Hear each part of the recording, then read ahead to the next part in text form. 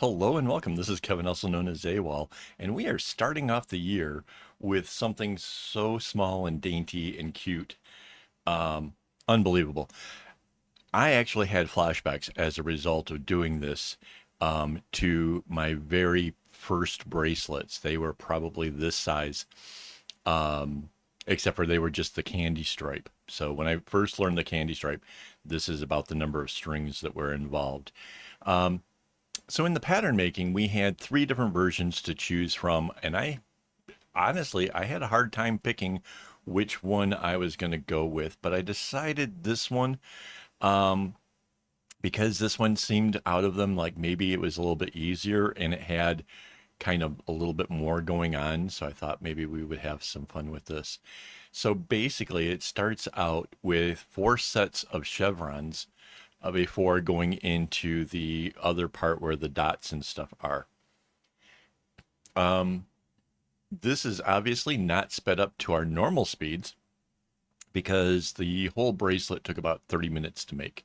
So I actually went with a little bit slower so we would have time to talk about this because it was fun. It was fun. And thank you, Amanda, for sending me this. And yeah, hopefully you get a chance to view this early because this was something that I made with part of um, the live streams for the members, and this way she would have a chance to um, find out how this pattern went. I again, the way the pattern was drawn out left some questions as to how it was supposed to go. I gave different ways, several different ways to be able to take it. So, and this was one. Um, so one of the things I talked about in the live stream was you'll notice I sort of go um, the middle knot is first it's the left, then it's the right, then it's the left, then it's the right. Uh, Part of that is the efficiency once you've already kind of working in one side, continue that. The other part is it that helps to give your bracelet a sense of balance. If every single time you do the middle knot and you do it to the right, your bracelet is going to just veer a little bit more than if you balance it out by alternating it. It's just the nature of the knots. It's normal. You can kind of compensate with tension and stuff, but honestly, alternating it makes a little bit more sense. It just is.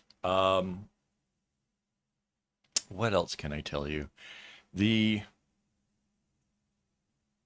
it, it's so tiny. Oh, you can see too. Like I am working a ways from the clip, and I did tell everybody like, yeah, maybe you shouldn't work so far away from the clip. That's honest to God truth. So you see it's kind of bending. I'll straighten it up periodically. But yeah, if you just kind of, keep shifting it upwards as you go, it'll help. Yeah. Oh, so part of that being away from the clip was so I could see where I was because I didn't want to overdo the number of the chevrons. Because if you work out your pattern all the way to exactly what you're supposed to do, the last thing you want to do is repeat a section one time more than you meant to. Um, I get paranoid about these things. So yeah, one, two, three, counting and realizing where I'm at. So now that I'm at that point, I can shift it forward and we start on the next thing. So here's where you start using the other knot. So that was going to the right and then the left, and then this one goes over and then to the left and then to the right. So does that make it a little bit more complicated? Yeah, sure. Um, and here I was doing the little diamond and kind of working it in the way that if I was like a beginner, I would normally do it.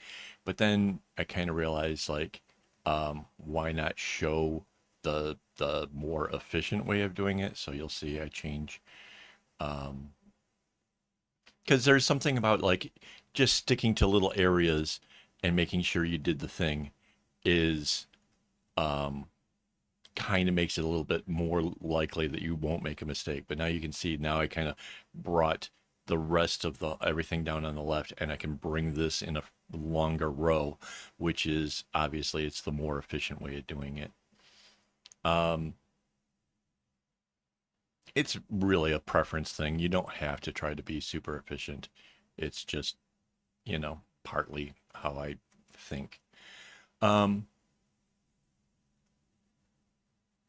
so yeah, the interesting thing I kind of noticed about this pattern is if you look, it still looks like the red is kind of doing a chevron as well as the blue dots are doing a chevron, kind of, right? Because it's got that arrow-ish like pointing upwards, and then the red does it again, and then the blue does the dot in the center, um, and then it goes back the other direction. So here's the one that actually is the center of it. So now is the time when I should tell you thank you to my Patreon supporters who make videos like this possible, paying for the string, help me, motivate me to keep going and stuff. You guys are the best. Also, thank you to any of the YouTube members. I imagine by the time this video comes out, we'll probably have at least a couple of you guys. Um, so yeah, I appreciate that as well. I mean, any little bit helps towards keeping the channel going. So thank you guys. Um, and hopefully you guys are having a good New Year's. Like you got, you know, any resolutions to do awesome stuff, leave it in the comments. Um, so yeah, it it doesn't take very long to get. See, we're already going into where the blue makes the diamond again, and then it's just the red makes the well, not a diamond, a like an arrow or like 3 points pointing in one direction right there. And then the red will do it, and then we're back to the chevrons again. Super, super easy pattern. If you're just kind of learning the right and left knots and stuff, and you're looking for something easy to practice on, this is absolutely perfect for that sort of thing. You're not using an awful lot of thread. Mind you, I doubled up my string. You don't have to, but it would be super petite. I'm really like it would be a very, very, very small bracelet. Even this just seems like really tiny to me. But, you want to conserve, you want to try to up your bracelet game. This is definitely the way to go. Um, Color wise, I went with a darker red, a bright, vibrant blue, and a slightly off white. Um, I just went with strings that I already had that were already cut, and kind of dug through there. I could have gone with something else, but I kind of liked the contrast and the fact that it was kind of close to what the pattern was. So, well, kind of. It was kind of close to the pattern that I drew out, but whatever. It turned out okay. Um, so yeah, I'm kind of hoping that Amanda sees this. She makes her bracelet and then shows me what she came up with because I'm kind of curious as to which one of the patterns that she chooses. Because yeah, they all had their merit. Honestly, they all had merit. Um, and I could have been tempted in trying some more. I mean, it only took a half hour to make the bracelet, but what am I going to do with teeny tiny bracelets? I don't want to put them in the shop. I'll probably like give this away at some point. So yeah, who knows? Maybe I'll send it to Amanda. We'll see. Let's see what she says. Um, so let's see. That's one, two. We're on to the third. Yeah, there's only one more segment after this. This is fast. And yeah, this is a really short video. I don't remember, what was it, like 10 minutes or something? Yeah, a 10-minute video, so quick. So, I'm so not used to that at all. Like that, like even just trying to get it to render and stuff just happens very quickly. So amazing. Um, what else to tell you before this goes away? Nah, just thank you for being here. I really do appreciate it. I like, the fact that people are enjoying the videos, and yeah, thank you very much. I, I do it for you guys.